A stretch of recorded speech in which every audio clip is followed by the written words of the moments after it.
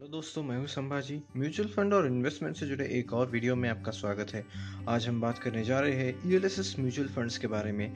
ELSS यानी कि equity link saving schemes, ऐसे म्यूचुअल फंड जिनमें आप इन्वेस्ट करके टैक्स बेनिफिट अंडर एटीसी की भी बेनिफिट पा सकते हो और लॉन्ग टर्म में जो आपको इक्विटी से रिटर्न मिलेगा वो भी पा सकते हो। यदि आप मेरी तरह ही एक सैलरीज एम्प्लॉय है तो आपको टैक्स सेविंग एटीसी ऑप्शंस के बारे में तो पता ही रहेगा।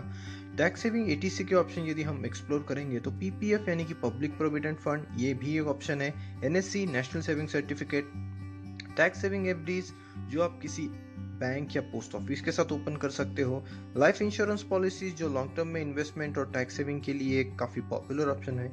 इन सारे ऑप्शंस में एक और ऑप्शन आता है ईएलएसएस यानी कि इक्विटी लिंक सेविंग स्कीम्स। अब हम देखते हैं कि इक्विटी लिंक सेविंग स्कीम्स के प्राइमरी बेनिफिट क्या है। यदि हम इसके एक बड़ा बेनिफिट के बारे में यदि सोचेंगे तो इसका सबसे बेहतर बेनिफिट यही है कि आपको टैक्स सेविंग मिलता है along with the advantage of equity returns. आपको मौका मिलता है जो हजारों एएमसीज की जो हजारों स्कीम्स है उसमें से आप चूज कर सकते हो आपकी मनपसंद स्कीम। आपको जो लॉन्ग टर्म में जो रिटर्न मिलेगा वो टैक्स फ्री रहेगा, यानी कि आपको लॉन्ग टर्म में कोई भी टैक्स नहीं देना पड़ेगा। आप किसी भी अदर एटीसी ऑप्शंस की तरह ही इसमें 1.5 लाख तक इन्वेस्ट कर सकते हो और आप आपकी टैक्स लायबिलिटी को रिड्यूस कर सकते हो। इन स्कीम्स का जो लॉक इन पीरियड होता है वो 3 इयर्स का होता है। यदि हम लॉन्ग टर्म में इन्वेस्टमेंट की बात कर रहे हैं तो किसी भी इन्वेस्टमेंट का फंडामेंटल रूल यही होता है कि आप लॉन्ग टर्म में इन्वेस्टमेंट अलग अलग स्टॉक्स में, सेक्टर्स में और म्यूचुअल फंड में करें ताकि आपका जो इन्वेस्टमेंट है वो डाइवर्सिफाई रहे। तो अब हम यहाँ पे 3 स्कीम देखने वाले हैं, अलग अलग नेचर की, अलग अलग इन्वेस्टमेंट फिलोसफी की 3 स्कीम। पहली स्कीम है DSP BlackRock tax saver fund. ये एक टॉप रेटेड कंसिस्टिंग परफॉर्मिंग जो बिलोंग करती है डीएसपी ब्लैकरॉक एएमसी को। Second scheme is Reliance tax saver ELSS fund. ये एक high beta best for SIP plan investment और ये बिलोंग करती है रिलायंस एएमसी को। Third scheme is Principal tax saving fund. ये एक इंडिया की काफी one of the oldest scheme में से एक है। इनका स्टॉक पिकिंग काफी अच्छा है और ये मॉडरेट रिस्क स्कीम है और ये बिलोंग करती है प्रिंसिपल एएमसी को। यदि हम DSP BlackRock tax saver fund के यदि ओवरव्यू देखेंगे तो ये एक ओपन एंडेड स्कीम है। इसका जो एसेट अंडर मैनेजमेंट है वो है 1342 करोड़। इसका क्रिसल एमएफ रेटिंग है 5 स्टार और आप इसमें मिनिमम इन्वेस्टमेंट 500 रुपीज से कर सकते हो। DSP BlackRock tax saver fund के यदि आप रिटर्न्स देखेंगे तो लास्ट 5 इयर्स में इस फंड ने जो रिटर्न दिया है वो है 21.4%। लास्ट 3 इयर्स का जो रिटर्न रहा है वो है 21.7% और लास्ट 1 ईयर में जो रिटर्न दिया है वो है 13.6%। यदि हम DSP BlackRock tax saver fund का यदि टॉप 10 होल्डिंग्स का ओवरव्यू देखेंगे तो आपके लेफ्ट में है इसका ओवरव्यू। काफी अच्छा इन्वेस्टमेंट्स है, इक्विटीज में है और ब्लू चिप स्टॉक्स में इन्वेस्टमेंट हो रहा है। सेक्टर लोकेशन की बात करेंगे तो ऑलमोस्ट 24% बैंकिंग में जा रहा है। उसके बाद pharmaceutical, automobile, technology, oil and gas में और मेटल माइनिंग में इन्वेस्टमेंट हो रहा है। एसेट एलोकेशन की बात करेंगे तो 96% जो है इक्विटीज में इन्वेस्टमेंट है और कॉल और कैश में रिमेनिंग जा रहा है। सेकंड स्कीम है Reliance tax saver ELSS fund.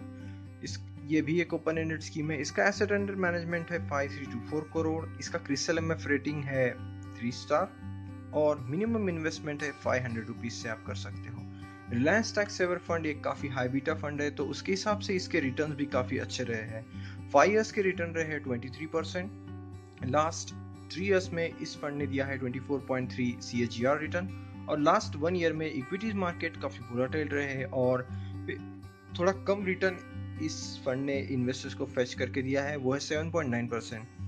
यदि हम अंडरलाइंग इसके टॉप 10 होल्डिंग्स या फिर स्टॉक्स देखेंगे तो ये फंड काफी अलग अलग और एग्रेसिव फंड स्टॉक्स में, सेक्टर्स में इन्वेस्ट करता है।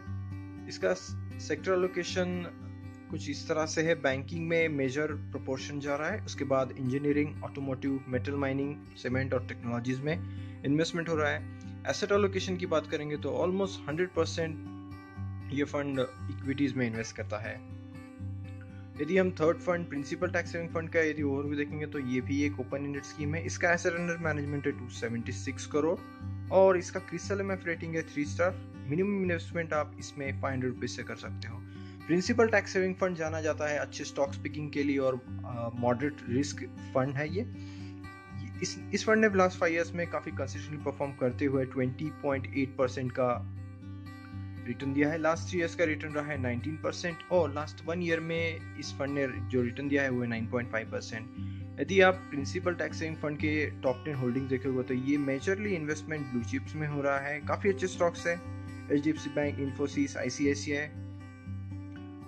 इसका यदि सेक्टर लोकेशन देखो तो मेजर इन्वेस्टमेंट है बैंकिंग में, उसके बाद आता है ऑटोमोटिव, सीमेंट, फार्मास्यूटिकल, इंजीनियरिंग और टेक्नोलॉजी में। एसेट एलोकेशन के मामले में देखा जाए तो 99% इन्वेस्टमेंट जो हो रहा है वो हो रहा है इक्विटीज में और rest is going into the cash in the call. तो ये थे आज के हमारे 3 फंड जिसमें आप इन्वेस्ट करके टैक्स सेविंग पा सकते हो और बेहतरीन रिटर्न दे सकते हैं ये फंड आने वाले दिनों में यदि इक्विटी मार्केट्स अच्छा परफॉर्म करेंगे तो इन सारे फंड की जानकारी आप moneycontrol.com पे भी पा सकते हो या फिर आप इनकी ऑफिशियल वेबसाइट को विजिट करके भी इन सारे फंड की जानकारी पा सकते हो। लास्ट में thanks for watching this video. मैं आशा करता हूँ आपको ये मेरा वीडियो पसंद आया होगा। प्लीज़ मेरे चैनल को सब्सक्राइब कीजिए और वीडियोस को लाइक कीजिए। बाकी आपके जो कोई सवाल है और जो कोई भी क्वेश्चन है आप मुझे कमेंट सेक्शन में